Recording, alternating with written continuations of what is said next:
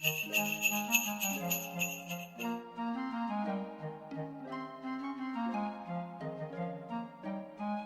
ho, ho!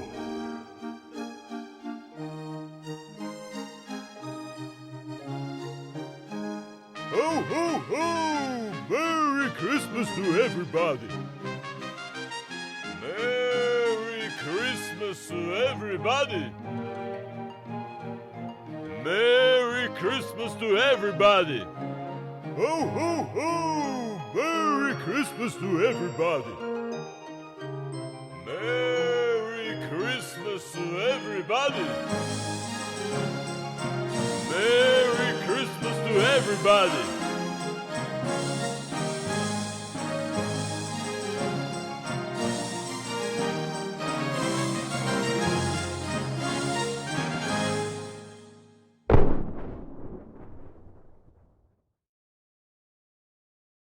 What up, everybody? Sorry, I had a little bit slower transition there. I was posting that amazing video to my Instagram story right now because it's awesome. Let's be honest. All right, guys. So tonight I am actually. It shouldn't be too long, but I always say that. So who knows? I really would just want to be kind of quick to the point because I think this is really important. And I believe a lot of people struggle with this, myself included at times. And so if you are listening live, go ahead and just say, "What up? What up, Paige Daniel?" Paige in the house. And uh and so kind of getting into it, what today's main topic is about is controlling the controllable. Um, and it kind of came to my mind because a lot of times, like life's crazy, right? And we plan something and then something always gets in the way. Um, or we just have the best intentions, but again, life or our schedule doesn't match or something happens that throws us off our plan. And if you are listening right now, maybe if this has happened to you, give me an example of what might have thrown you off in the plan. It could have been today, could have been this weekend, like you had something planned and then something happened that you had no control over. And that's the reason why you might have fallen off your plan, whatever it may be. So I'm going to show you guys how to control the controllable. Oh, look at some comments real quick. What up, Crystal Boy? Down 9 pounds. Ooh, Kenny Poop Man. Dana. What up, Virgie? Last challenge winner. Virgie? What'd you do with your $500? Everyone's wondering. Um, so especially during this time of the holidays, I think this is probably the most time where there's circumstances that are out of our control and it might throw us off our plan. Like, I mean, I don't know now during COVID, but I know the past holidays, people will have a party literally every weekend. There will be friends parties, families parties, corporate parties, and it just kind of goes on and on. And that's not even including like Christmas week and it's nighttime earlier and chocolate chip cookies and hot chocolate and alcohol. All sounds wonderful. Even as I'm mentioning this, it's like, man, I really want some. And it's just so much easier to throw ourselves off. And it really comes down to what story are we telling ourselves? So we all have a story, right? And you're the main character of your story. And it all starts with I am. So for many of us, you might be telling yourself, I am overweight. And so if you constantly are telling yourself, I am overweight, I am overweight, I am overweight, that is your story. You are telling yourself that you are overweight and you're the main character of an overweight person. But if you just change that to, like, I have weight to lose, then yes, you're going to start losing the weight. Instead of thinking of yourself as an overweight person, like, think of yourself as someone on a journey losing the weight. And just that little mind, and you could even get better than that, but that little mind shift alone will start telling yourself a new story of who you are. One big thing I always say is, so I always tell people like, what are your, or ask people, what are your goals, things like that, and they say, I'm fat. And then the first thing I always say, well, you are not fat. Yes, you do have fat on your body, but that is not who you are. And it's those things that we tell ourselves, like we don't even think about it when we say it, But if you have said that to yourself, I'm fat, like you are the main character and you are acknowledging and telling yourself and believing that you're a fat person. But that is not who you are. You're a person on a journey getting rid of the fat on your body. And as soon as you could start telling yourself a new story, and you're going to have to do it more than once, tell it over and over and over again, you will start changing the main character, how the main character thinks, which is you. And that main character will start creating new habits to create a new life, which you then could tell yourself a new story, right? And so, some good examples and things that really kind of came up. So, I had two examples of people that I'm currently coaching. And so, if I'm coaching you and this is you, you didn't do anything bad. It's just the most recent example, and I know many people go through this, which is why I'm bringing it up. So there's one. So one lady, she here's exactly what she said. Because she's been having a lot of trouble sticking to her plan because of things that she couldn't control. And I'll just kind of give you examples on how I would have done it differently. And then later on, I have 4 steps, just a 4-step plan, plus a bonus. So 4.5, 5-step plan on how you could take 10 minutes out of every night to control the next 24 hours of your life, right? How cool would that be? Do you want a 10-minute plan to control the next 24 hours? I think it's definitely worth it when you put that. So this lady, she said, today I prepped my day, protein bar on the way to the club at 10, and said, I planned on a shake right away when I got there, so to her work, but that didn't happen. So later on the day, she made something else. So right there, like, we have to control the controllable. So what can we not control in this statement? The thing we cannot control is we have no idea how busy it's going to be when we get to work. So why are we going to make a plan that right when we get to work, that's when we're going to eat? So I told her, I said, if you want to control what you can control, what I would have done is if you know you're going to eat right when you got to the club, when you got to your work, eat before, like right before you leave. And then you have like 3 to 4 hours to plan something else, and you could work it in whatever schedule you want. And so that's kind of what I mean is control the controllable. Sometimes we put plans on things that we have no control over. And then the other one was she said she cooked rice and ground turkey, making like stuffed peppers for dinner, and then her daughter texted her and said she wants steaks. And I said, well, I just said, for me, if it was my daughter, I'd have said, that's great. Maybe we'll have steaks tomorrow. Today I made peppers. So you just control that. So that's one example. And again, if you have examples, post them down below, because that's why I'm going through this, because I know it's with everybody. And so this other person, she's been kind of off it for 2 weeks. Well, the week before was Thanksgiving. A lot of people were off that week.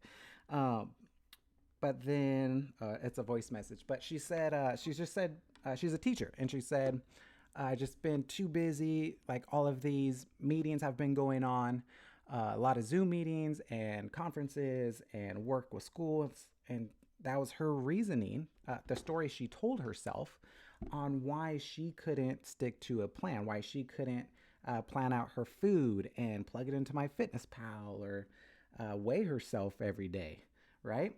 And as we say this out loud, we know that we could make it happen, but in the moment, those reasons we tell ourselves seem so overwhelming. But if we take a step back and like slow down or breathe, like just breathe, like that stress will go away and you'll realize that it's not a big deal and you can make things happen even when you don't think you can make those things happen. I just finished reading a book called Think Like a Monk. If you haven't read it, I highly recommend it. It's a really great book. I'm sure you've all heard of it by now. And not the biggest thing, but one huge thing when I read it was when this guy was becoming a monk, there was all these first graders and the first grade class. And he asked the teachers, like, what do you guys teach on the first day of class? Because on mine, like I learned the alphabet, I learned the letters, like things like that, right? And he noticed on their first day of class, their teacher taught them how to breathe, right? Just how to breathe properly. Because if you think about it, when we get stressed, our breathing changes. When we're excited, our breathing changes. When we're relaxed, our breathing changes. So if we could control our breathing, and when we get stressed, we realize that our breathing is going faster and our heart rate is higher. If we realize that and know how to breathe properly, we could bring down our stress just by changing our breathing. Just like if you see people with, like get panic attacks or anxiety and things like that, what do you see them do? They start focusing on the breathing because that will get rid of it, or at least slow it down in a controllable space. And so those are the type of things that we can control. And I'm just going to go over the quick 4-step thing and kind of give examples of what I do on how you could control the controllable. Before that, I heard some comments. Let's see what people. I get busy with shopping and running errands and don't feel like cooking. Yep, absolutely. Virgie bought Christmas gifts. What'd you buy me? Air fryer's nice. Not being hungry at lunch and then having to cram food to meet the macro goals at dinner. Yep, that's a big one too. So for that one, I'll just give you my tip, Jason, as I eat anyways. I eat like, there's one time where I was eating like 2,800 calories. So I'm not like, no person is really hungry to eat that much food all the time. The only time I was hungry is like when I woke up for breakfast. So every meal I ate after, I literally ate just to hit my goals. Now that doesn't have to be for everybody. I had certain goals where I was trying to gain weight and do things like that. But if you're not hungry and you know you have to eat later and you're still going to try to hit your goals, control the controllable and just eat anyways. That way you're not forced to have a huge meal later when you're still really not that hungry. You could have little tiny meals until then to make up for it. That's what I personally do. So here's a 4-step kind of plan on how to get 10 minutes to control. Take 10 minutes out of every night to control the next 24 hours for the next day. So step number 1, what I do is block off the times in your day and like make a block of time, meaning what times are you going to be home? So like if we're doing this now for tomorrow, what time are you going to be home tomorrow? What time are you going to be at work tomorrow? Anything else you're doing tomorrow? When are you going to be out of the house tomorrow where you can't grab food out of the fridge? And then think about like how long are you going to be out, things like that. And then so that's step 1 is figure out like where you're going to be at the times tomorrow. Number 2 is what are any things that might come up? And we always say like I was surprised today and I couldn't make this happen, or this came out of nowhere. But honestly, nothing ever comes out of nowhere, right? Unless it's like some kind of emergency thing. But more often than not, like a good example is one thing I hear all the time is, oh, work just got really busy. I couldn't eat my lunch, or work, like they blame it on work. And then I ask them like, okay, so how often does work get really busy? And it's usually more often than not. I'm like, okay, so why don't you plan on work being busy? So it's not that work got busy and it threw you off. It's you just didn't plan. Like, work is going to get busy. If you've been at your job for more than 3 months, like you should know what to expect or what might happen at work, right? So think about anything that might come up. A big one, step number 3, what is anything that might happen tomorrow that's going to stress you out? And this one's big because if you know, like, it's funny. Like, for example, one thing that always stressed me out when I had to do it was like when I dealt with like the gym's billing and emails and things like that. Like even if like no one's mad, but it's just every time I open up that email, like I get stressed out, which is why that was the first thing I hired other people to do.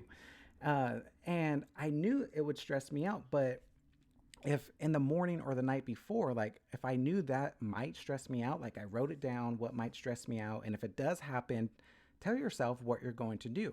And every single time I did that, I wasn't stressed about it because I was expecting it to happen. So what might stress you out tomorrow? Because as we know, when we get stressed out, that throws a wrench in our day. Even if it's not like a huge thing, if we're stressed out, it might throw us off for a few hours, if not the whole day. So write down like what might stress you out. Is it your spouse? Probably for most people. Not mine.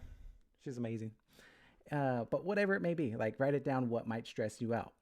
And then lastly, the easiest, or not the easiest thing, but now that you know where you're going to be tomorrow, you know you threw in those uh, things that might come up, those things that might throw a curve, you know what's possibly could stress you out tomorrow.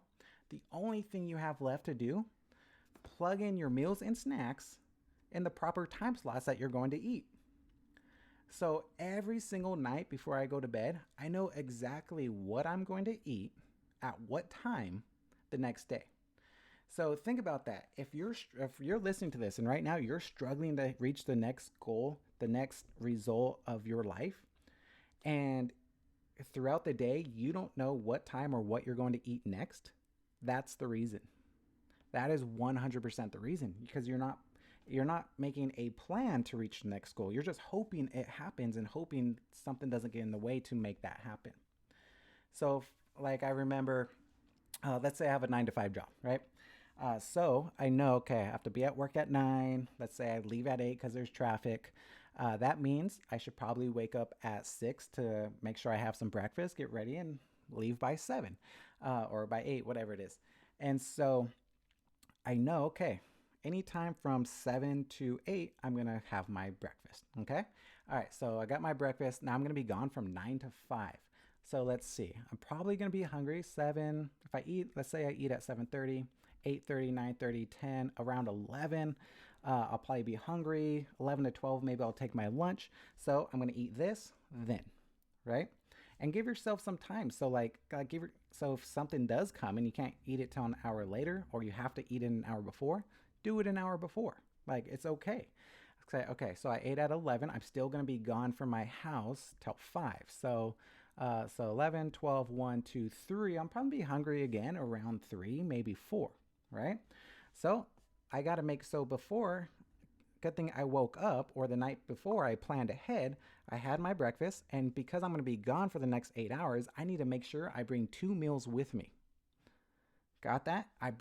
Bring 2 meals with me. This is exactly what I did when I used to train 12 hours a day at a gym. How long am I going to be gone? How many meals do I need to bring with me? So if something gets crazy, if the other trainers, other employees ask me to go out to eat with them, if the boss surprised me and brought unhealthy food, I don't need to participate in that because I brought my own food, right? And so I have 2 meals now with me. Okay, perfect. All right, so I ate around 4, and then I'll drive home 5, 6. I'll probably get home around 7. Great, I'm going to be home at that time, so I could either make dinner or have some kind of dinner planned already to make 7, and then I'll go to bed at 10. I'm good. So that's your meal. So if that was me tomorrow, have my breakfast, bring 2 meals with me, have another meal when I get home. Everything is planned. I know exactly what I'm going to eat, when I'm going to eat it tomorrow. So if life happens, right, then everything's already planned. And just so number one is block off the times in your day when you're going to be home, when you're going to be at work, when you're going to be doing anything else. Number two, what might come up? What are those surprises that tend to happen almost every day, right? Number three, what might stress you out tomorrow? Write it down and let yourself know, like, all right, if this does come up tomorrow, if a customer does call me and starts yelling at me, how will I react to that? What will I do? And just knowing that ahead of time, when it happens, you're like, huh, I'm not really stressed. I know how I'm going to react to this right now. And you'll probably be a better customer service rep because of it.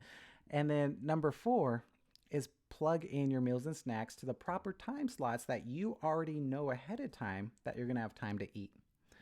And then a bonus, if you use MyFitnessPal, which I highly, highly recommend, so you know exactly how many calories, how many grams of protein, carbs, and fat you eat. It's a free app, just myfitnesspal.com.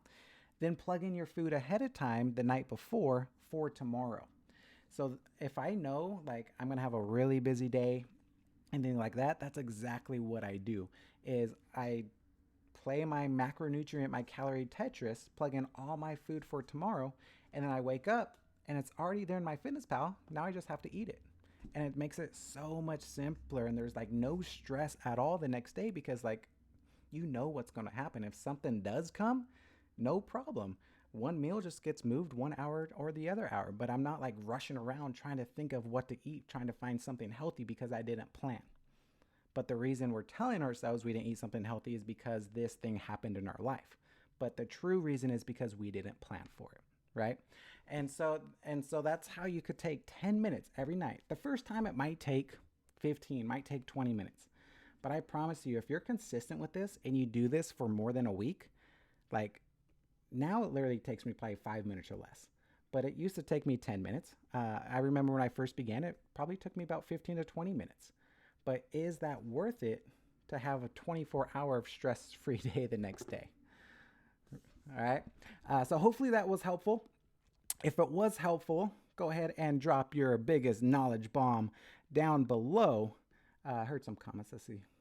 Let's see. Paige said, can you type the 4 steps when you get done? Yes, I can. My live video feed keeps skipping out. My bad.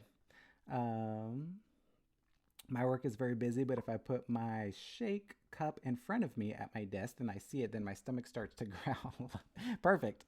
It might help that I have an alarm set. Yeah, that's another great thing that many people do as well. Is if you feel like you're struggling to get enough meals in the day, or if you're someone that just forgets to eat, set alarms on your phone. Like, all right, time to eat, time to eat, time to eat, which is really easy.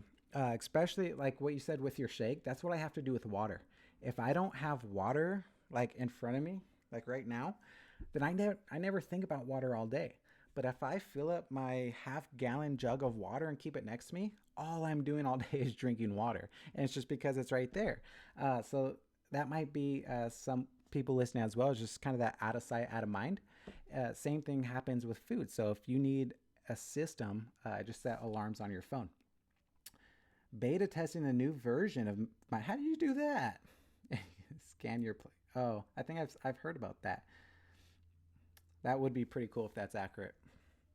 Awesome, everybody. So yes, that is tonight's. Hopefully that helped you out. Hopefully you could take 10. So your homework tonight, whenever you're listening to this, take 10 to 15 minutes tonight. Plan your next day, and send it to your coach. Have a beautiful day. Peace.